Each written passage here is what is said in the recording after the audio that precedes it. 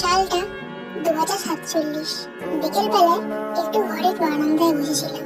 হঠাৎ আমার চোখ পড়লো আকাশের দিকে। আকাশে আজ সুন্দর রংধনু উঠেছে। রংধনুর 7টি রঙের দিকে তাকিয়ে আমার মনে পড়ে গেল সেই 7 মায়াবী পুরুষের কথা। হারিয়ে গেলাম আগে সেই সুন্দর দিনগুলোতে।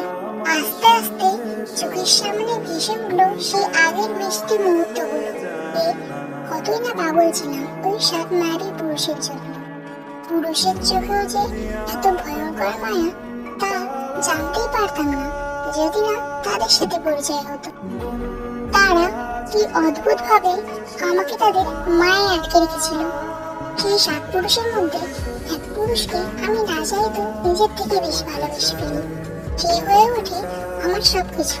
তার বাচ্চামো, পাগলামো, হাসি, মায়াবী চোখ আমাকে বাধ্য করে নিজের সবটুকু দিয়ে তাকে ভালোবাসতে। তাকে আমি প্রচন্ড ভালোবেসে ফেলি। তাকে নিয়ে একটা ছোট্ট সংসার বানিয়ে ফেলি কল্পনায়। এখানে সে একান্তই আমার ছিল।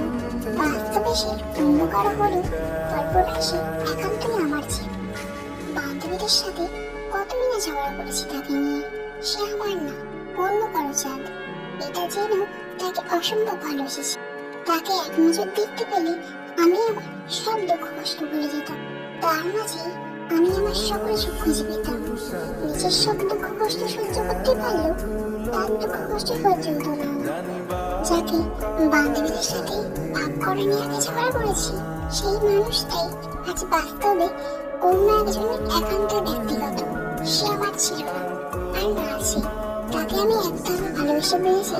একতরফা ভালোবাসা কতটা ভয়ঙ্কর। এই ভালোবাসা মানুষকে ভিতর থেকে একেবারে শেষ করে দেয়। এসব ভাবছিলাম আর চোখের জল ফেলছিলাম। হঠাৎ পিছন থেকে একজন বলল, সন্ধ্যা হয়ে গেছে আর বারান্দা দেখুন, ভিতরে আসো। গলার আওয়াজে বুঝতে পারলাম এটা আমার স্বামী। হ্যাঁ, আমিও বিয়ে করেছি। তার বিয়ের খবরে যখন পুরোপুরি ভেঙে পড়েছিলাম তখন বাড়ির লোক আমারও বিয়ে দিয়ে দেয়। যদি সংসারের চাপে মরে যাই তাকে, সবাই এত ভেবে নিয়েছে আমি তাকে ভুলে গেছি, কিন্তু তাকে আমি ভুলিনি। আমি ভুলিনি আমার সেই 7 মায়াবী পুরুষকে, আমার 7 রাজাকে। তারা আজও আমার বুকের বাম পাশে রয়ে গেছে। সে আবার ডাকলো। এবার চোখের জল মুছে উঠে দাঁড়ালাম। অনেক কষ্ট হচ্ছে, কাঁদতে ইচ্ছে করছে, কিন্তু পারলাম না।